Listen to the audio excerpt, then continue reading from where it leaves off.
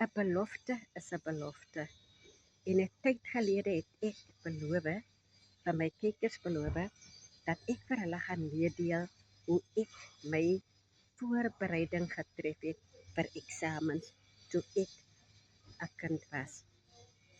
By ons huis is gewoonlik 'n aantal leerders wat 'n voorbereiding tref vir hulle eksamens uh aan die einde van die kwartaal en ek het ook vir hulle bemoedig en vir hulle gesê, hallo, ek het ook vir hulle bemoedig en vir hulle gesê dat ek gaan 'n tydjie afknip om vir hulle te verduidelik hoe ek beplan het vir my naderende eksamen. So vriend, vandag vertel ek vir my kykers, toe ek in die skoolbanke gesit het ek ook aandagtig geluister, soos die leerders van vandag. Maar snaaks genoeg daardie tyd was ons leerders, ek moet sê, ek moet die woord gebruik, so gretig of so honger om te wil weet wat dit is wat die onderwyser in die klas van daardie spesifieke les vir hulle wil verduidelik.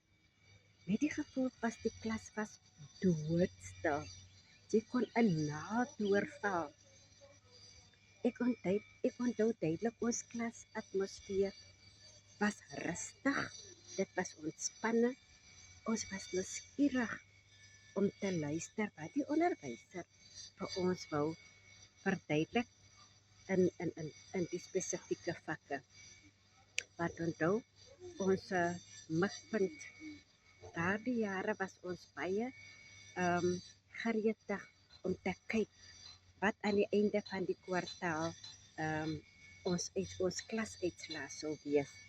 En ons het inligting gedeel met mekaar, ons het notas gemaak, ons het saam gegroepeer om vrae uit te werk, vrae en antwoorde, want ons wou die werk in ons kop kry.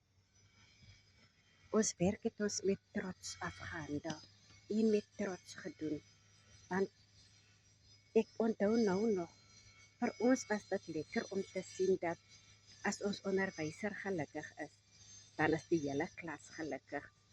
Klasatmosfeer is goed, dit is ontspanne en tussenin was daar staaltjies vertel, want die onderwyser het dit goed gevind om die klas so 'n bietjie, om die atmosfeer so 'n bietjie op te lig met humor, wat ons natuurlik geniet het. Nou, as ek net kan verduidelik hoe my voorbereiding was vir die eksamen. Ons het nie 'n groot huis gehad nie. Ons het wel 'n plaashuis gehad. Maar ek het daarvan gehou om buite in die oop lig te studeer. Buitekant op ons werf was daar 'n groot boom. En onder die boom was 'n drom. Ek weet nie of u kan onthou die dromme waarin olie of diesel gelaai word nie. En wanneer dit leeg is, was daar gewoonlik 'n drom of so wat daar op ons werf was. En op hierdie drom het ek wydsbeen gesit met my eksamenskrifte in my hand. En ek het wydsbeen oor die drom gesit en op my maag oor die drom gelê.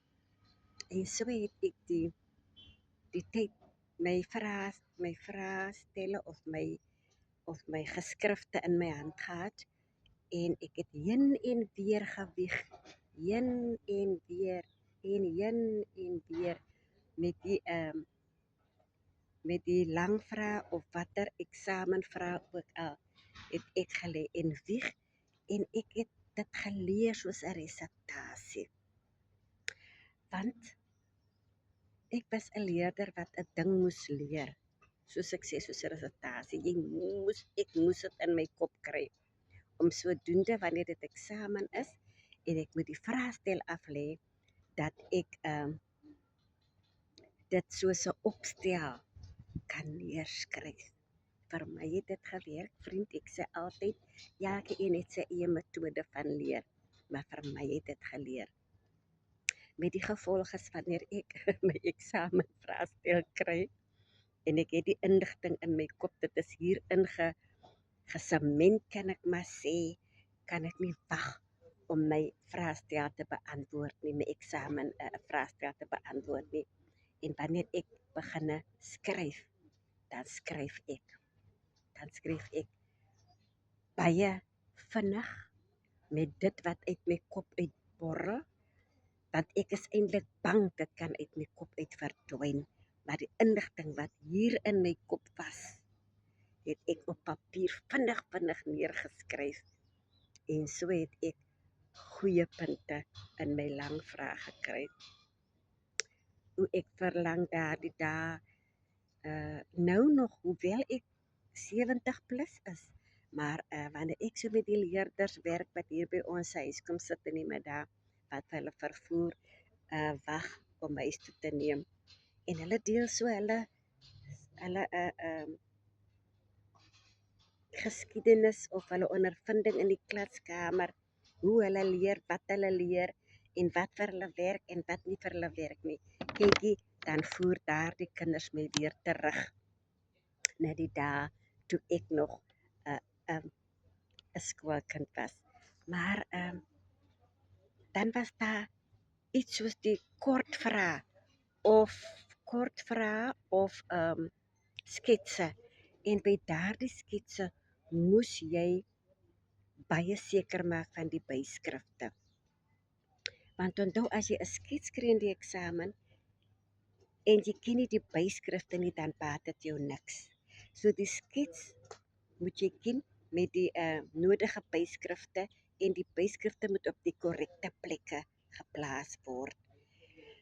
En so het ek seker gemaak van al daardie feite dat ek hulle ken. Iets anders wat ek ook altyd vir die kinders tuis bring, as ons nou so gesels, dan sê ek vir hulle, wat ek gedoen het toe ek skoolkind was dat ek geen openinge oopgelos het nie. Nou vir hulle vir my, maar werk dit so? Ek sê, mens weet nooit, dit kan werk, moontlik raai jy, dan raai jy die regte antwoord. En daar is so iets ook, as jy raai en jou raai antwoord pas in wat die inhoud van die vraag is, dan kan jy mos 'n punt kry. Ek glo nie daar's fout daarmee nie. Maar dit was hoe ek geleer het in die ou dae, en ek het hulle beloof dat ek vir hulle gaan vertel hoe dit was toe ek nog 'n skoolkind was. Maar weet julle wat? Daar was so iets soos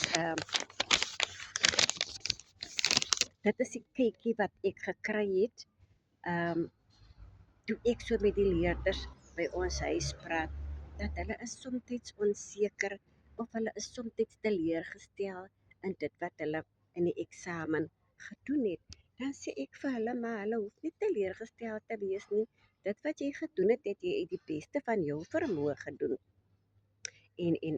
En as jy iets neergeskryf het en jou bladsy of jou vraestel blank gelos het nie, wees verseker dat jy punte gaan kry. En leer uit jou foute uit. As jy die vorige eksamen nie goed gedoen het nie, daar is nog altyd 'n tweede kans. Ek hoop ek bemoedig moontlik iemand wat voorbereiding tref vir eksamen, om 'n volgende keer moontlik van my idees te gebruik, om 'n beter metode wat jy vir jouself uitgevind het te gebruik, en kyk of dit werk. En ek glo dit sal werk. As ons dedicated is en ons neem ons werk ernstig op en leer betyds, moenie 'n aand voor die tyd begin leer, dit gaan nie werk nie. Jou werk gaan nie in jou kop, jy gaan nie onthou as jy 'n aand voor die tyd, en weet julle wanneer begin daai blankness inspring, is wanneer jy vir my sê, ek het blank geslaan. Dan sê ek altyd, weet julle hoekom jy blank geslaan, jy's onseker en jy paniek, want jy ken nie die werk wat nou op die vraestel gevra word, nou is jou kop heeltemal deurmekaar. Jy weet nie of jy nou op die regte spoor is dit wat jy moet antwoord en so nie. Jy so overwhelmed met die vraestel dat jy sommer blank slaan. Jy is nie voorberei om jou vraestel met gemak. Daar's 'n ander ding. Jy moet so kalm en gemaklik wees om jou vraestel te beantwoord. Dankie vir jou tyd om na my stories te luister. En welkom as jy 'n eerste besoeker is. En dankie ook vir die likes, die comments en die ondersteuning op my kanaal. Dankie ook vir dat jy my video share met familie en vriende. As jy dit nog nie gedoen het, doen dit so asseblief. En help my kanaal aan die gang hou. Ek waardeer elke een van julle. Tot ons weer gesels, vriend. Tot 'n volgende keer. Ek is Maggie uit die Ooskaap. Mag dit met julle goed gaan waar julle is. Totsiens.